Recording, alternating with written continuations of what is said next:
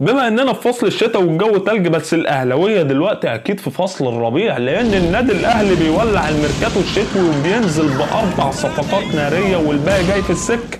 بس قبل ما نبدا الفيديو ما تنساش تعمل لايك وتشترك في القناه وتفعل زر التنبيهات عشان يوصلك كل جديد. ويلا بينا نبدا الفيديو. بداية كده عايزين نتعرف على ال4 صفقات اللي أعلن عنهم النادي الأهلي. تعالوا نتعرف على أول صفقة معانا، وهي صفقة الظهير الأيسر المغربي يوسف بالعمري صاحب ال27 عام القادم من صفوف فريق الرجاء المغربي بعقد يمتد ل3 مواسم ونصف، وبلغت قيمة الصفقة 515,000 يورو. طبعا الأرقام اللي أقولها لكم في الفيديو ده هيكون طبقا لموقع ترانسفير ماركت. تاني صفقة معانا وهي صفقة عمرو الجزار صاحب ال26 عام المدافع اللي فيه ريحة وائل جمعة كده، وبإذن الله نشوف وائل جمعة جديد. طبعا هو جاي من نادي البنك الأهلي ويقعد 4 مواسم ونص، وبلغت قيمة الصفقة 1,100,000 يورو.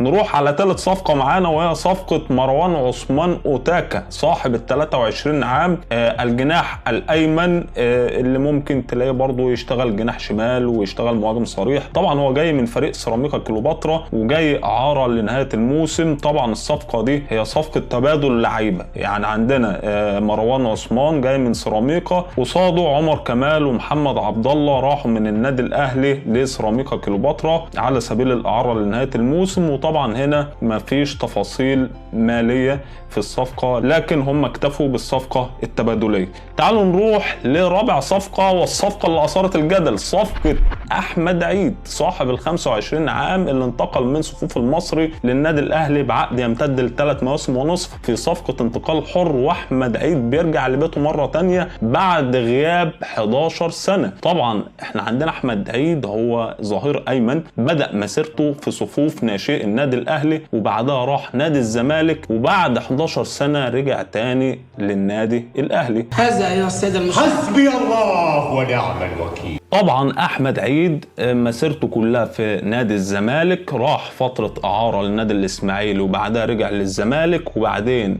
راح اعارة تاني لنادي انبي وبعدين رجع للزمالك، وبعدها نادي الزمالك وداه للنادي المصري بشكل مجاني، وبعدها النادي المصري بيودي احمد عيد للنادي الاهلي في صفقة انتقال حر. طبعا احنا عندنا الصفقة دي هي رابع اسم زملكاوي تشوفه في النادي الاهلي بجانب زيزو وامام وبن شرقي. طبعا كده عندك 4 لعيبه صناعه زملكاويه. ايه اللي جابك هنا يا عيد؟ بنتعلم منك يا كابتن. طب بقول لك، هو في حد هناك لسه في نادي الزمالك؟ ما عندناش بقى، ما هنقعد بقى نقعد نطبطب ونقول ونزيد ونعيد يا راجل، ما عندناش يا راجل بقى. تعالوا نروح للأسماء المرشحة للانضمام للنادي الأهلي ولسه ما تمش الإعلان عنها رسميا. وعندنا أول اسم وأقوى صفقة يعتبر لو تمت، وهو الأردني عودة الفخوري صاحب ال20 عام الجناح الأيسر اللي الصراحة تألق بشكل كبير مع المنتخب الأردني في كأس العرب، وكمان ممكن تلاقي يشتغل جناح يمين شغال ما فيش أي مشكلة. اللعيب الصراحة موهوب وهيكون إضافة قوية للنادي الأهلي إذا تمت الصفقة. طبعا عودة الفخوري بيلعب في فريق الحسين إربد الأردني، والصفقة لحد دلوقتي ما تمتش رسميا. والصفقة الصراحة بقى الموضوع أصعب لأن نادي بيراميدز دخل في السكة وعرض كرواتي دخل في السكة، فعودة الفخوري لحد دلوقتي عنده 3 عروض ومش عارف يختار مين. وطبعا نسبة كبيرة ممكن نشوفه يختار العرض الكرواتي، لأن طبعا هو عايز يطور من أدائه،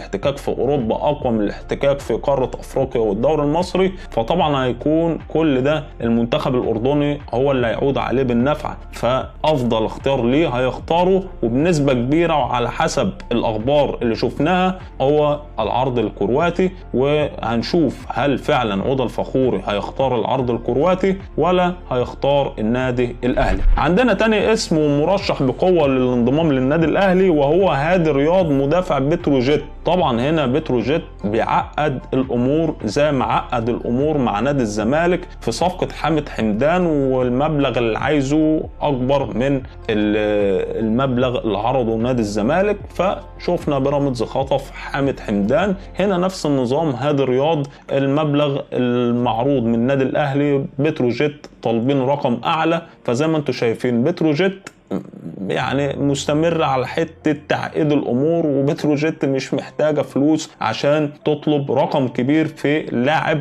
فالصراحه يعني اللعيبه في بتروجيت كلهم نفسهم انهم يروحوا اهلي او زمالك، لكن بتروجيت هو العقبه الوحيده قصاد اللاعب. بكده نكون اتعرفنا على ال4 صفقات زائد الاسمين المرشحين، واي تطورات جديده في صفقات النادي الاهلي هنعرضها لكم، واكتبوا لنا رايكم في التعليقات، رايكم في صفقات النادي الاهلي خلال الميركاتو الشتوي.